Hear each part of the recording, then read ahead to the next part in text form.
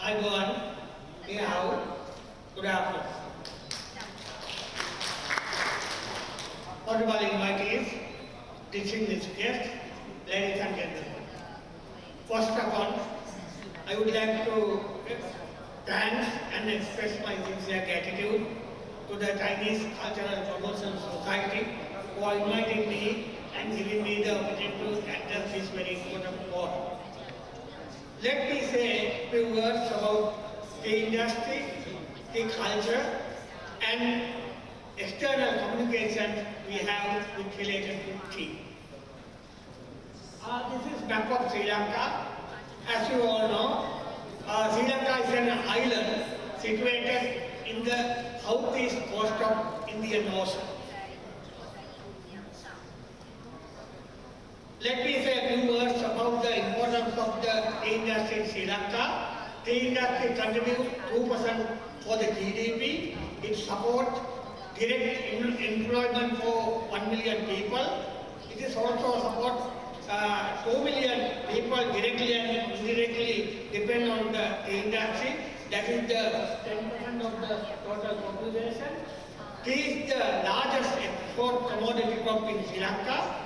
Annual export earnings about 1.3 billion US dollars. It is the third largest agricultural crops next to paddy and coconut in Sri Lanka. Let me talk about the tea production and export. As you all know, Sri Lanka is the 5th largest tea producer in the world next to China, India, Kenya and Turkey. It is also the 4th largest tea exporter in the world next to China, Kenya, China, India. It is the largest orthodox black tea producer in the world. Sri Lanka, we use conventional orthodox manufacturing process to produce our black tea. We also produce CTC tea and green tea as well. The tea culture in Sri Lanka. Tea culture in Sri Lanka, formerly known as Ceylon, is deeply rooted in the history.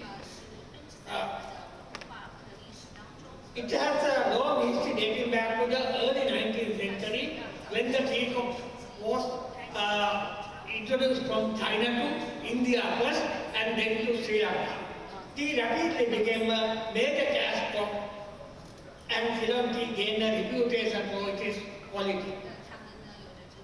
Then geographical diversity.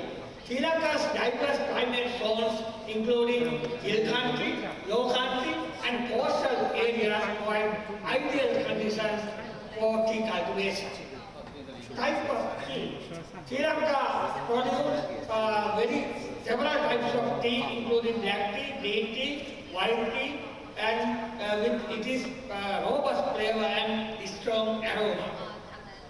When we talk about the tea plantation, we have very beautiful tea plantation in our country. The central highlands of Sri Lanka, including regions like Nuwara, Kandy and Ull, are famous for their picturesque tea plantations.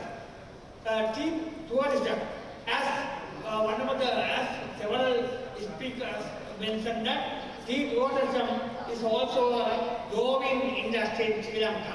Many tea estates offer guided tours to the tourists to learn about tea production process from plucking tea leaves to processing and packaging. Tourists can also enjoy tea tasting and take in the stunning views of the tea plantation. Cultural significance. Tea has become an integral part of Sri Lankan culture. It is commonly consumed throughout the day and is offered as a gesture of hospitality to guests. Ceylon tea is a land that is synonymous with Sri Lanka and is celebrated for quality and taste. Tea varieties. Sri Lanka tea estates produce teas with different flavors and characteristics. Some of the famous tea varieties include Uva, Bandula and Nuwara teas. Tea preparation. Sri Lankan normally prefer black tea and tea for Sri Lankan is literally second to water. least 3 cups of tea. Every occasion is celebrated with a cup of tea. It is a poor man's drink of choice and rich man's as well. Tea has become an integral part of Sri Lankan culture since it goes hand in hand with hospitality.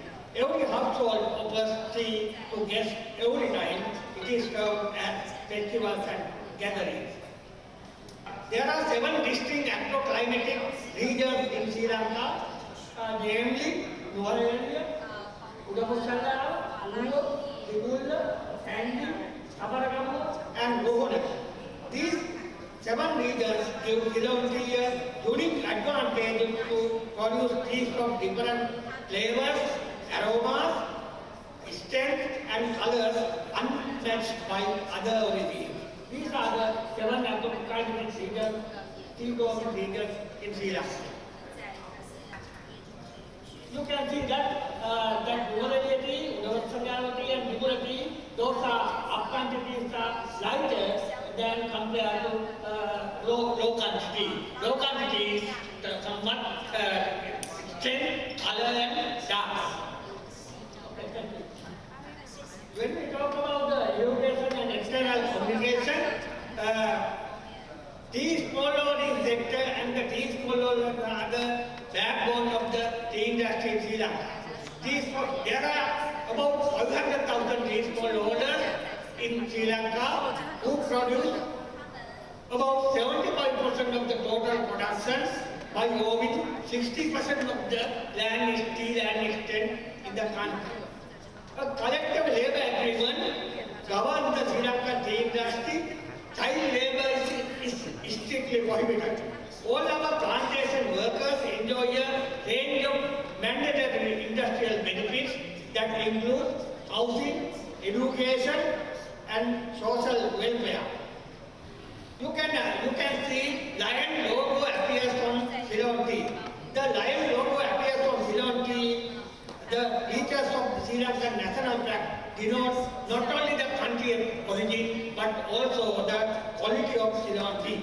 Tea growers, the manufacturers, and the workers are continuously educated about good agricultural practices and good manufacturer practices to enhance the productivity and quality of tea.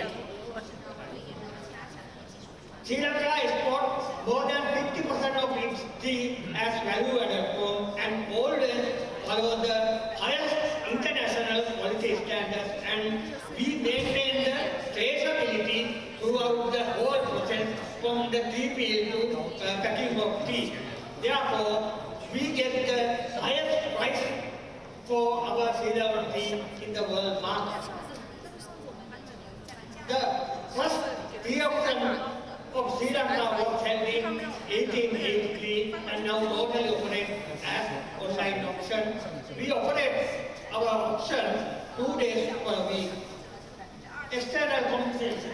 This is very important part of this. This is about holding. 59% land owned by the smallholders. They produce 75% of the total production.